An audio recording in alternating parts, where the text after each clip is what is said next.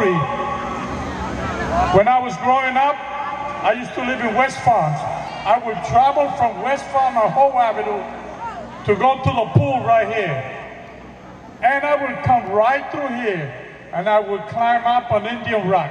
How many of you know that's Indian Rock right up there? Look at the rock. That's Indian Rock. You don't believe me? I got pictures when I was a kid that my uncle took of me standing next to that rock. It's been a long struggle. The reason why I start off this way is because all along this was about equality and one's civil rights. Equality for our youngsters and the civil rights for youngsters like Congressman Serrano and myself, who in those days we were denied most of the time the right to come into this park. We most of the time were denied the right to swim in any section of Ocean Beach. Puerto Ricans in those days were assigned to go to Section 1 by the rocks. Por las piedras. We were denied our rights. So it is easy for all of you to understand when my congressman and I stand here that we did it, what we did on this issue was because it was the right thing to do. It was time for equality for people that have played a very significant and important role in our society. You know, Thomas Jefferson was a very powerful man. He was a very powerful man. He fathered a child. But as powerful as he was, he gave life to that child, but he was never able to give liberty and the pursuit of happiness. See, he fathered a child from an African-American woman. So here we are years later, we went through all the civil rights struggle.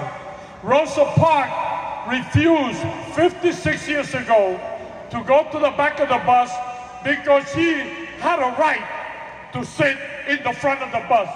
She didn't want to be loved, she wanted to be respected. So everyone looking to marriage today, they're not looking for you and I to love them. They already have their wonderful partners that already love them. They just want the right equality that can be brought by a piece of paper that it's only giving the power to the state of New York. Nobody else has that power. Nobody else but the state of New York gives you the power to marry. And that's all we did. We voted yes because it was the right thing to do. But I need to say the following. I would like that before this week is over, that someone call Assemblywoman Carmen Arroyo, and let me tell you why. Because the night of the vote, many of us were not really aware that the vote was going to be taking place that night.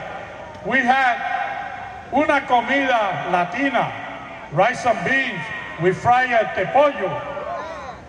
And it was Carmen that said, listen, we cannot go and have that dinner because if 10 of us don't show up to vote, we don't know what will happen. You know, I'm glad that Carmen Arroyo provided the leadership because when we came back to vote, at the end of the vote, it was very close. It was 82 to 63.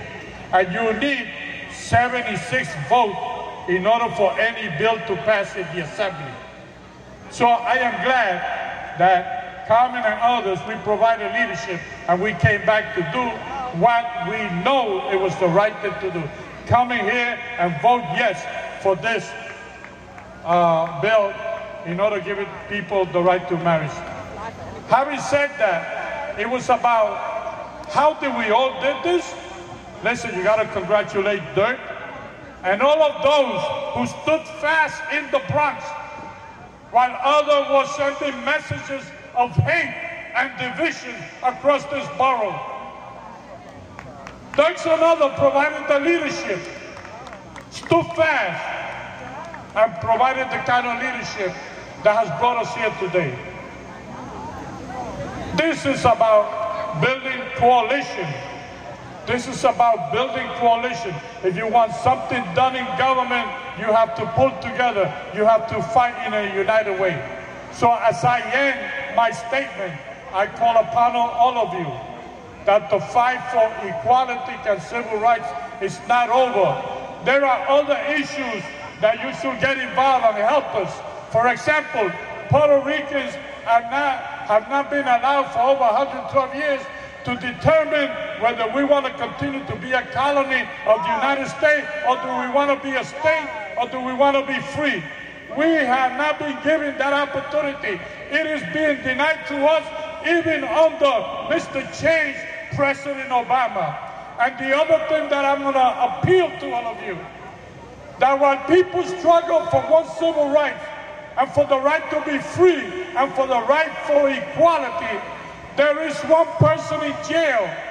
That person in jail just spent his 30th year in jail because he is struggling to see Puerto Rico free. His name is Oscar Lopez Rivera. So I hope that you join us in that struggle for civil rights and human rights. Thank you very much for making me part of this very historical and very important gathering this afternoon. But your struggle is not over. You got to keep working together, come closer, because at times there are those who might try to attempt to roll back the clock. Nosotros no vamos a crear que nadie nos regrese para el pasado, fuera con el odio, y que viva la oportunidad que tiene todo el mundo hoy en día por ser igual. Gracias. Thank you, Dirk.